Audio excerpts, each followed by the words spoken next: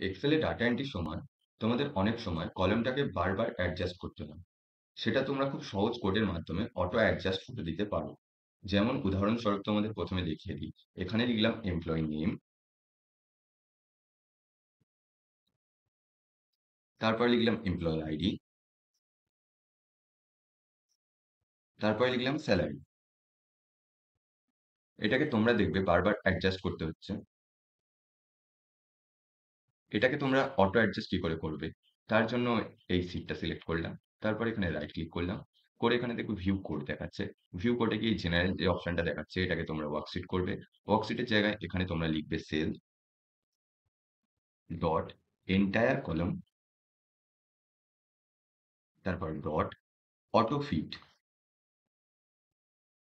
তারপরে সিলেক্ট করার পর তোমরা এটা কেটে দেবে। তারপর তোমরা এখানে যা লিখবে, যেমন ধরো এমপ্লয়ি নেম, এমপ্লয়ি আইডি,